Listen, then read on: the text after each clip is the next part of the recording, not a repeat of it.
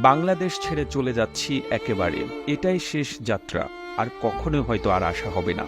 ২০ বছর বয়সে নিজের পরিবারের জন্য এবং নিজের ভবিষ্যৎ সুন্দর করার জন্য জার্মানিতে পাড়ি জমিয়েছিলাম। আজ থেকে ঠিক ১৫ বছর আগে ঢাকায় দুটি ফ্ল্যাট কিনেছিলাম আমার নিজের টাকায়। একটা আমার মায়ের নামে আর একটা আমার স্ত্রীর নামে। আমার মা আবার ফ্ল্যাট আমার ছোট ভাইয়ের নামে লিখে দিয়েছে। দেশে আসার পর আমার ছোট ভাইয়ের ফ্ল্যাটে আমার জায়গা নেই। তাকে আমার টাকা দিয়ে পড়াশোনা করিয়েছি। সে এখন ভালো জব করছে। আর আমার স্ত্রী আমার কেনা টাকা দিয়ে ফ্ল্যাটে আমাকে ঢুকতে দেয়নি। আমাকে দরজা থেকে কুকুরের মতো তাড়িয়ে দিয়েছে। সে আমাকে তালাক দিয়েছে বিনা কারণে।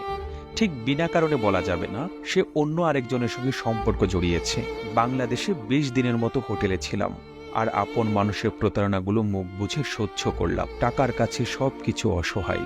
নিজের রক্তের বেঈমানি, তার উপরে নিজের আপন স্ত্রীর বেঈমানি, সবকিছু আমাকে বিপর্যস্ত করে ফেলেছে। মেন্টালি ভেঙে টুকরো টুকরো করে ফেলেছে। যে মানুষগুলোর জন্য জীবনে এতগুলো বছর নষ্ট করলাম, বিদেশে থেকে এত কিছু করলাম, সেই মানুষগুলো আমাকে টিস্যু পেপারের মতো ব্যবহার করে ছুঁড়ে ফেলে দিয়েছে। এমনটাই হওয়ার ছিল। এটাই হয়তো ভাগ্যের লেখা। আমি অনেক কষ্ট পেয়েছি, অনেক কিছু শিখেছি। তার মানে এই না আমি শেষ হয়ে গেছি, আমি নিঃস্ব হয়ে গিয়েছি। এরকম ফ্ল্যাট আরো 10টা কেনার সামর্থ্য সৃষ্টিকর্তা আমাকে দিয়েছে, কিন্তু কোনো লোভ দেয়নি, কোনো অহংকার দেয়নি। কারো প্রতি কোনো অভিযোগ নেই, কোথাও কোনো বিচার দেব না। বিচার এক জায়গায় দিয়ে রেখেছি। তিনি নিশ্চয়ই সবকিছুর ঊর্ধ্বে নিরপেক্ষ বিচারক। লেখাটি বিদেশ থেকে ফেরত আসা এক প্রবাসী ভাইয়ের জীবনের গল্প।